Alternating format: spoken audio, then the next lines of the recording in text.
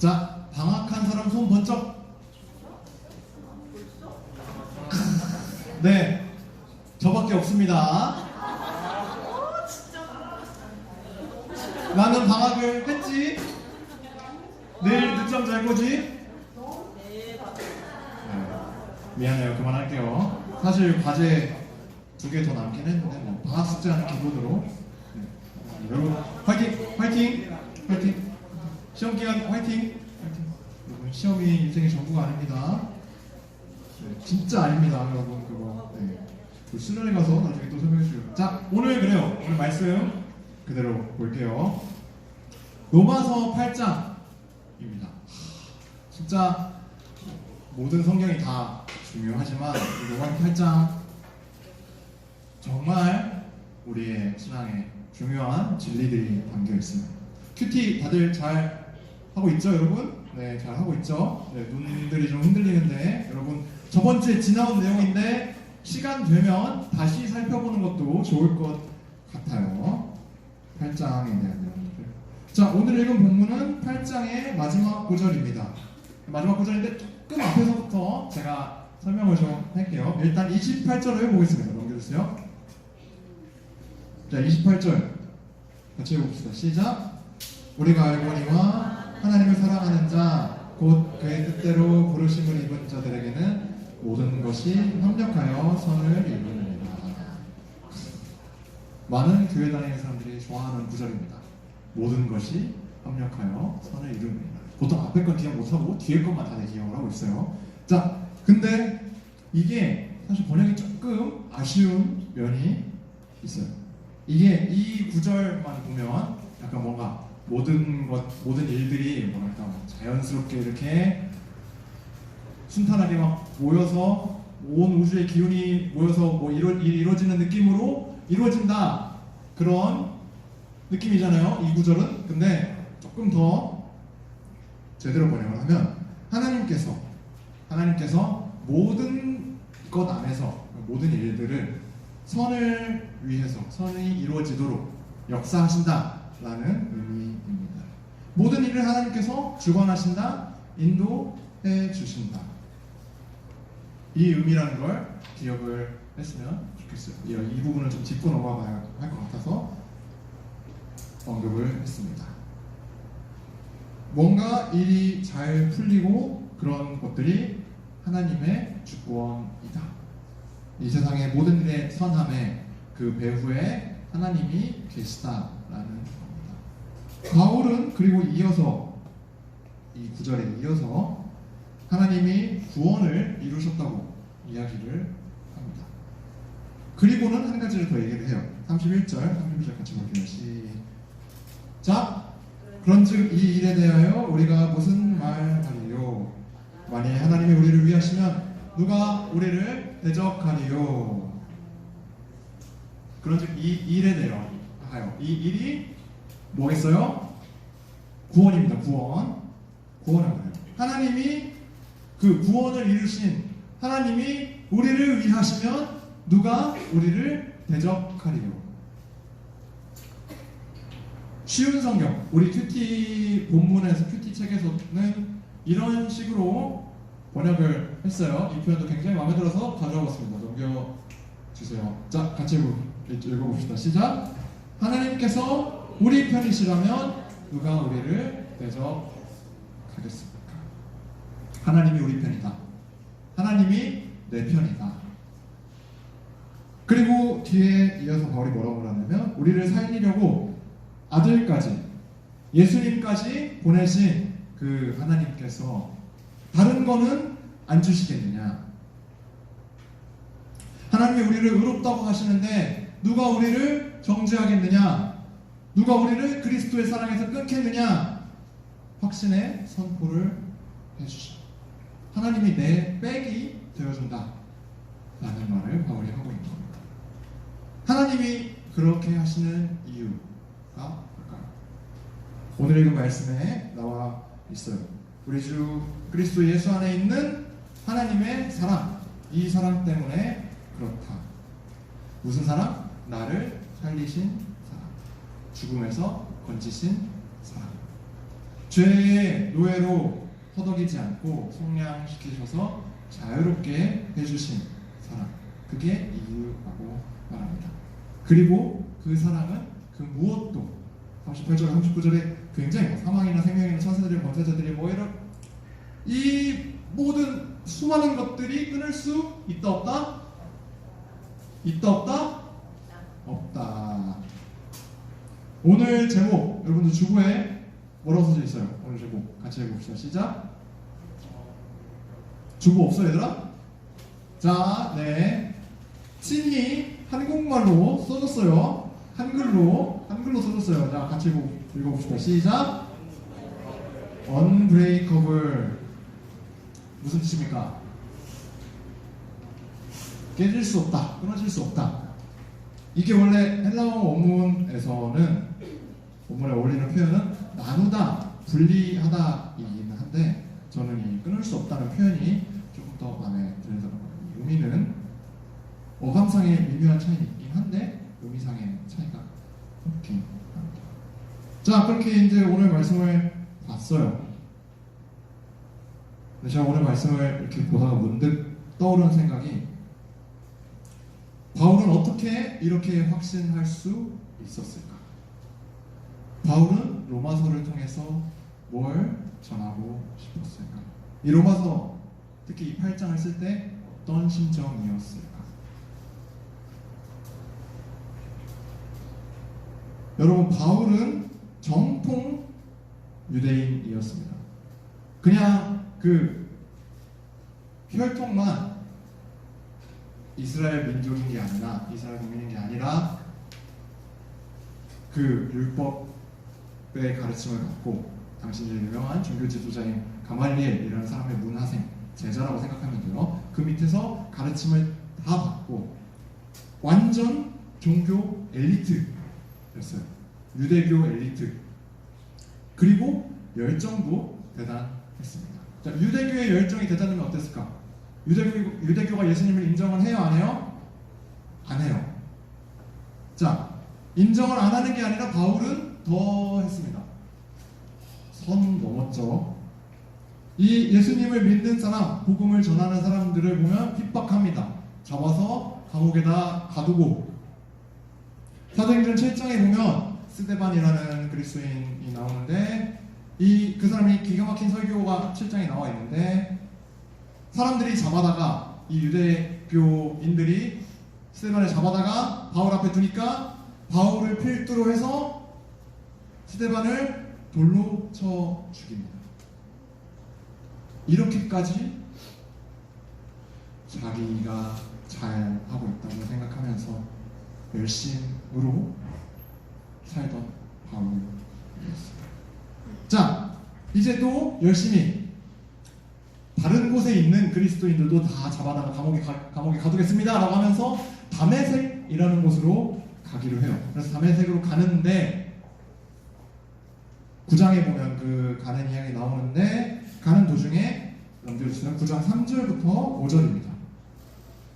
사울이 길을 가다가 다메섹에 가까이 이르더니 호련히 하늘로부터 빛이 그를 둘러 비추는지라 땅에 엎드려져 들음에 소리가 있어 이르시되 사울아 사울아 내가 어찌하여 나를 박해하느냐 하시거늘 대답하시되 주여 누구시니까?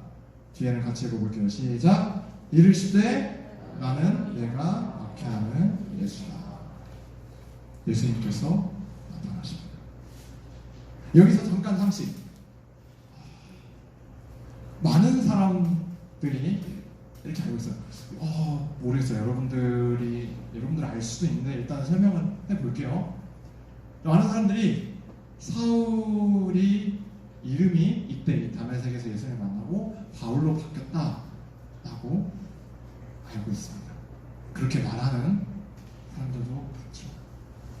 약간 아브라함으로 이름이 바뀌고, 야곱이 이스라엘이라는 이름으로 바뀌고, 시몬이 베드로라는 이름을 얻은 것처럼 사울도 예수님 만나서 바울이라는 이름을 얻었다라고 늘 설명하는 사람들도 있긴 해요.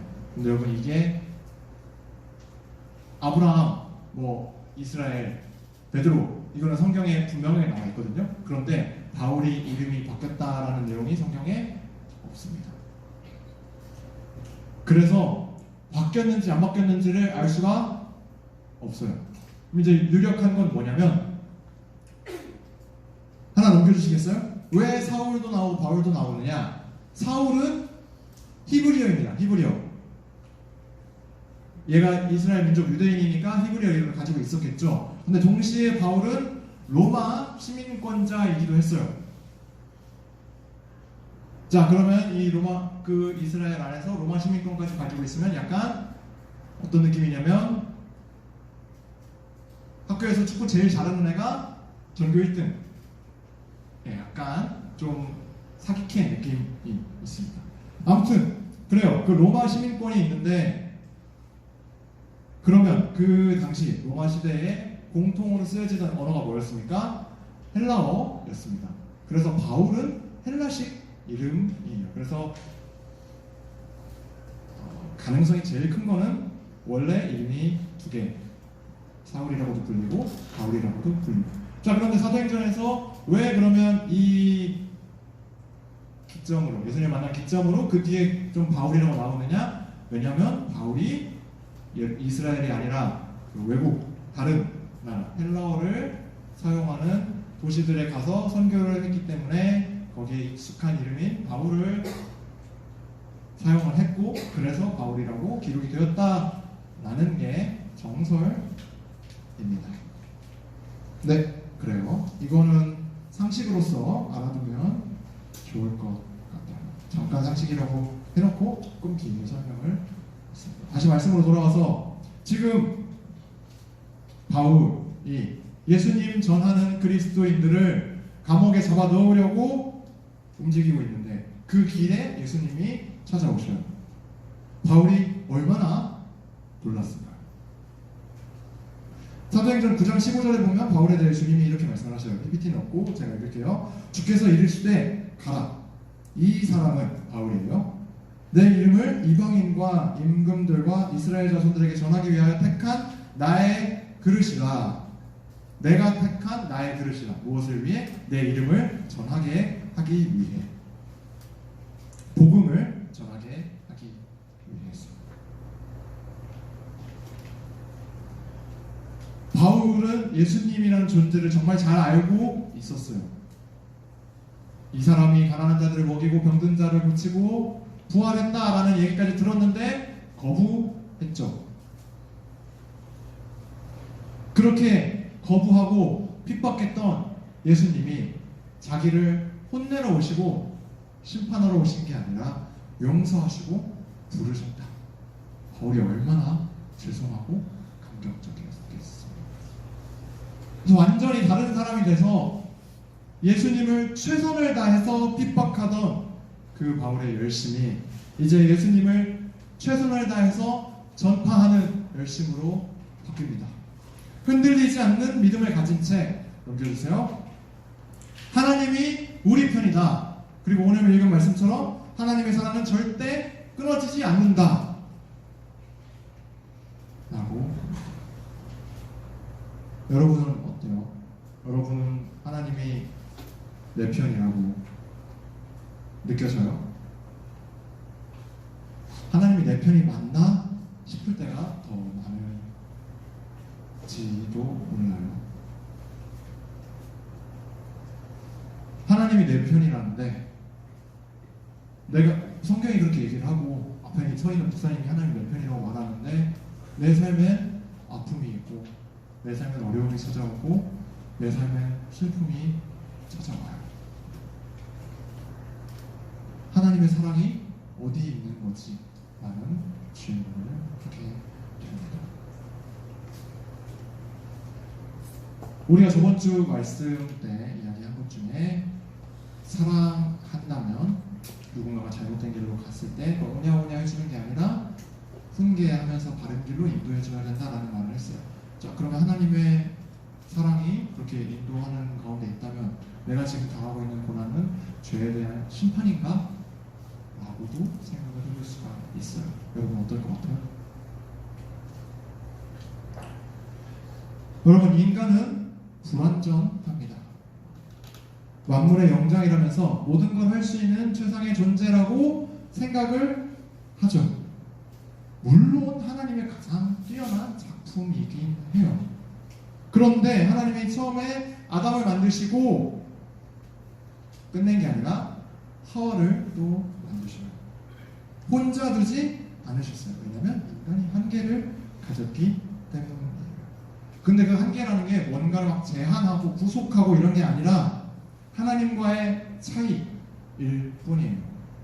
하나님, 세상을 창조하신 창조주와 그분이 만드신 창조물 간의 차이를 두신 거죠. 그런데 그래서 안 그래도 그 차이 때문에 한계가 있는데 거기다 어떻게 했어요? 거기다가 죄를 지었네? 하나님 안에서 하하호 하면서 기쁘게 평안하게 살아갈 수 있었는데 제발로 복을 걷어찼어요. 그 탓에 인간은 연약함 투성이가 됐습니다. 우리가 겪는 아픔은 우리의 연약함을 알려줘요. 나 자신의 연약함을 깨닫고 서로의 연약한 모습도 보게 되고, 또 우리의 슬픔은 우리는 우리가 사랑하는 누군가를 떠나보낼 때 이별의 순간에 눈물을 흘립니다. 슬픔을 느끼죠. 하나님은 어떠셨을까요? 사랑으로 우리를 창조하시고 우리랑 사랑하며 사랑 주면서 살고 싶으셨는데 하나님 싫다면서 떠나버린, 나 나가서 살겠다고 떠나버린 그 탕자를 보시는 하나님의 마음은 어땠을까요? 제일 좋은 게 여기 있는데, 제일 좋은 게 나한테 있는데, 기쁨이 여기 있고 생명이 여기 있는데 얼마나 답답하고 슬프셨을까요? 그런데 하나님의 사랑이 너무나도 커서 떠난 채로 두지 않으시고 기다리십니다. 다시 오세요. 아니, 직접 오셔서 다시 데려가시고요. 수고하고 무거운 짐승자들아 다 내게로 오라. 내가 너희를 쉬게 하리라. 예수께서 이르시되 나는 생명의 떡이니 내게 오는 자는 결코 줄이지 아니할 터이요 나를 믿는 자는 영원히 목마르지 아니하리라. 평안을 너희에게 끼치노니 곧 나의 평안을 너희에게 주노라. 내가 주는 것은 세상이 주는 것과 같지 아니하노라. 너희는 마음에 근심하지도 말고 두려워하지도 말라. 하나님은 이토록 우리를 사랑하십니다. 하나님의 사랑은 절대 끊어지지 않습니다. 우리가 겪는 아픔들, 슬픔들, 사실 그 근본적인 원인은 죄 때문이에요. 근데 이게 우리가 막 죄인이라서 라는 의미보다 오늘 제가 말하고 싶은 거는 하나님의 사랑으로부터 끊어지게 하려는 공격, 아담과 하와가 선악과를 먹게 된 것도 유혹 때문에, 죄 공격 때문에 그렇게 되었듯이 죄가 끊임없이 우리를 방해합니다. 우리가 하나님의 사랑으로부터 분리되고 끊어집니다. 그래서 우리 삶에 어려움이 찾아와요. 힘든 일이 생겨요.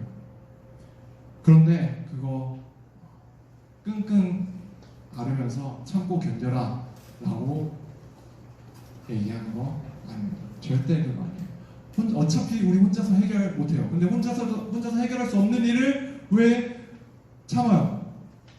혹시 그러고 있는 사람이 여기 있다면 정말 미안하지만 좀 멍청한 짓이라고 제가 얘기를 하고 싶어요. 그럴 게 아니에요. 도움을 구해야 돼요. 하나님한테 간구해야죠. 기도해야죠. 해결해 달라고, 나 좀 살려달라고 기도해야죠. 공중의 새를 먹이시고 들의 풀을 입히시는 하나님께 먼저 나아가야죠. 그리고 여러분, 우리 아프면 어디 갑니까? 병원 갑니다. 병원 가죠. 주변 사람들에게 도움을 청해야죠. 요청해요. 여러분, 세상은 혼자 살아가는 거 아니에요. 아까도 말했듯이 하나님께서는 애초에 인간이 함께 살아가도록, 공동체를 이루도록 만드셨어요. 이건 하나님의 선물이에요. 하나님께서 이 자리에 믿음의 공동체를 허락하신 이유, 여러분, 우리가 정말 서로의 힘이 되어주고 서로의 위로가 되어주고 서로의 도움이 되어주는 그런 공동체가 되길 바라요. 그러려면 어떻게 해야겠어요? 우리 각자 어떻게 해야겠어요? 누군가가 도움을 요청하면 응해줘야죠. 어려운 상황을 봤다, 흔쾌히 나아가서 손 내밀어 줘야 합니다. 누가 요청을 안 해도 먼저 나아가서 손 내밀어 줍시다. 그 무엇도 끊을 수 없는 하나님의 사랑을 삶의 자리에서 일단 여러분의 가족분에게, 또한 지금 옆에 앞뒤에 있는 친구들, 형, 누나, 언니, 오빠, 동생들한테, 그리고 모든 것 안에서, 흘려보내는 사랑의 통로로서 우리가 살아갔으면 좋겠어요. 그때 우리 삶 가운데 모든 것이 합력하여 선을 이루게 하시는 하나님의 놀라운 역사를 보게 되는 우리 모두가 되기를 소망합니다. 기도하겠습니다. 하나님 아버지,